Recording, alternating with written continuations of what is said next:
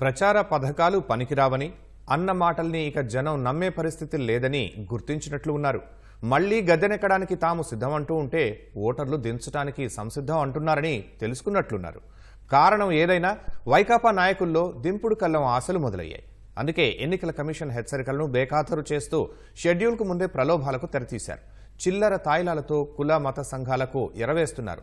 ఆంధ్రుల భవితవ్యాన్ని మళ్లీ అంధకారం చేసేందుకు కొత్త ఎత్తులు వేస్తున్నారు.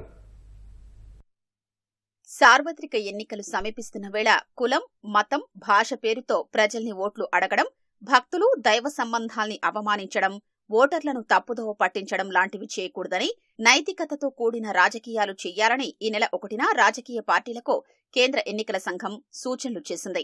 గతంలో ఎన్నికల ప్రవర్తనా నియమావళిని ఉల్లంఘించిన వారిని మందలించి వదిలేసేవాళ్లమని, ఈసారి కఠిన చర్యలు తీసుకుంటామని హెచ్చరికలు జారీ చేసింది.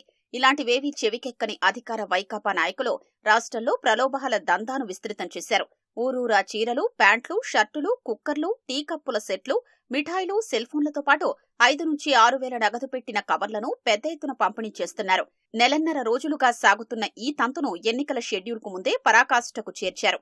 ఆత్మీయ సమావేశాల పేరిట కుల, మత సంఘాల సభ్యుల్ని, ప్రతినిధుల్ని కలుస్తూ మత ప్రాతిపదికన ఓట్లడుగుతున్నారు. ఈ బరితెగింపును అడ్డుకునేందుకు రాష్ట్ర ఎన్నికల సంఘం పెద్దగా ఏమీ చేయడం లేదని, సమావేశాలకే పరిమితమవుతోందని ప్రతిపక్ష పార్టీల నుంచి విమర్శలు వినిపిస్తున్నాయి.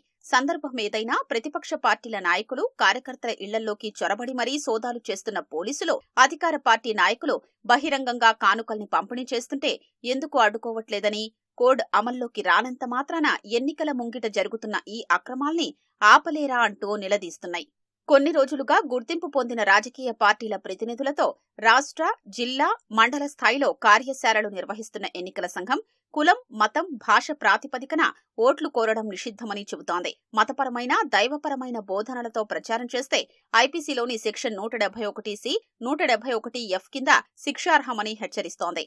మరోవైపు వైకాపా నాయకులు మాత్రం మతం మాటున పెద్ద ఎత్తున ప్రచారం చేస్తున్నారు. హోంమంత్రి తానేటి వనిత తూర్పుగోదావరి జిల్లా దేవరపల్లి మండలం ఎర్నగూడెంలో క్రైస్తవ పాస్టర్లతో ఆత్మీయ సమావేశం నిర్వహించారు. వైకాపా మళ్లీ అధికారంలోకి రావాలంటూ వారితో ప్రార్థనలు చేయించారు. ఆ సమావేశానికి హాజరైన వారందరికీ నూతన వస్త్రాలు పంపిణీ చేశారు.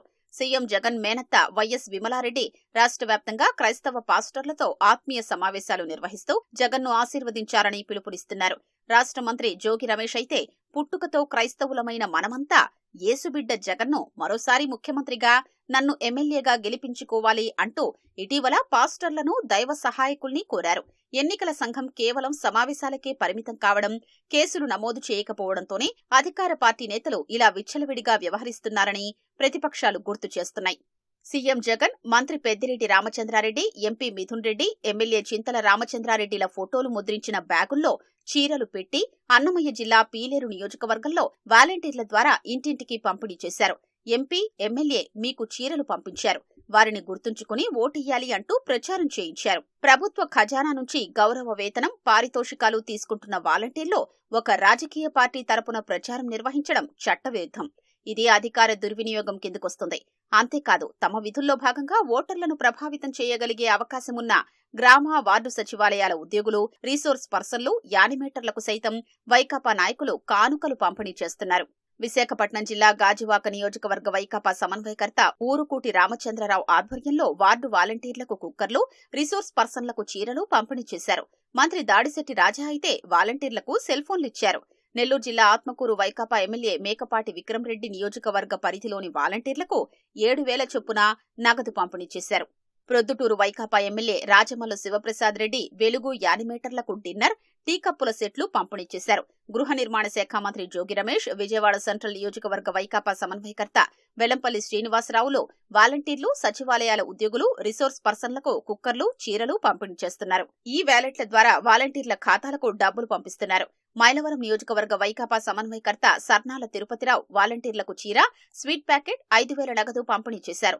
మైలవరంలో వైకాపాను మరోసారి గెలిపించేలా వాలంటీర్లు ఉత్సాహంగా ప్రజల్లోకి వెళ్లి ప్రచారం చెయ్యాలని కోరారు. రాజానగరం నియోజకవర్గ వైకాపా ఎమ్మెల్యే జక్కంపూడి రాజా సతీమణి రాజశ్రీ సచివాలయ ఉద్యోగులు, అంగన్వాడీ, ఆశా కార్యకర్తలకు కానుకలు పంపిణీ చేశారు. సీఎం జగన్, జక్కంపూడి రాజా ఫోటోలు ముద్రించిన సంచుల్లో వాటిని పెట్టి అందజేశారు. విశాఖపట్నం తూర్పు నియోజకవర్గంలో వైకాపా సమన్వయకర్త ఎంపీ ఎంవీవీ సత్యనారాయణ ఇంటింటికి చీరలు పంపిణీ చేశారు.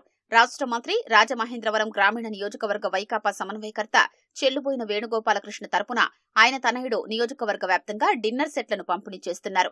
వీటిని తరలించేందుకు సమాచార పౌర సంబంధాల శాఖ వాహనాల్ని వినియోగించుకుంటున్నారు. బాపట్ల వైకాపా ఎమ్మెల్యే కోన రఘుపతి తరపున ఆయన కుటుంబీకుడు కోన వెంకట్ మహిళలకు చీరలు, పురుషులకు ప్యాంటు, షర్టు బిట్లు పంపిణీ చేశారు. అన్నమయ్య జిల్లా రైల్వే కోడూరు నియోజకవర్గంలో వైకాపా నేతలు ఇంటింటికి వెళ్లి చీరలు పంపిణీ చేశారు. మంత్రి రోజా నగరి నియోజకవర్గంలోని మహిళలకు మహిళా దినోత్సవ కానుక పేరిట చీరలు, జాకెట్లు పంపిణీ చేశారు. చంద్రగిరి వైకాపా ఎమ్మెల్యే చెవిరెడ్డి భాస్కర్ రెడ్డి సంక్రాంతి కానుకల పేరిట నియోజకవర్గంలోని ప్రతి ఇంటికి కుక్కర్లు అందజేశారు. వాటిపై సీఎం జగన్ ఫోటో, తన ఫోటోతో పాటు రాబోయే ఎన్నికల్లో ఇదే నియోజకవర్గం నుంచి వైకాపా అభ్యర్థిగా పోటీ చేయనున్న తన కుమారుడు చెవిరెడ్డి మోహిత్ రెడ్డి ఫోటో ముద్రించారు. చెవిరెడ్డి భాస్కర్ రెడ్డి ఒంగోలు లోక్సభ నియోజకవర్గ వైకాపా అభ్యర్థిగా పోటీ చేయనున్న నేపథ్యంలో అక్కడ తాయిలాల పంపిణీ పెద్ద ఎత్తున సాగిస్తున్నారు. ఓటర్లకు నగదు, కానుకలు పంపిణీ చేయడమంటే ఓట్లు కొనుగోలు కిందే లెక్క. ప్రజా ప్రాతినిధ్య చట్టం 1951లోని సెక్షన్ 123(1), ఐపీసీ 171(b), 171(e) ప్రకారం నేరం. ఇలాంటి ఘటనలకు పాల్పడే వారిపై ఈ సెక్షన్ల కింద కేసులు నమోదు చేయొచ్చు. కేంద్ర ఎన్నికల సంఘం స్పష్టమైన ఆదేశాలు ఇచ్చినా రాష్ట్ర అధికారులు ఎక్కడా దాడులు చెయ్యట్లేదు. ఓటర్లను ప్రలోభపరిచే కానుకల పంపిణీ ఉధృతంగా సాగుతున్నా నియంత్రించట్లేదు.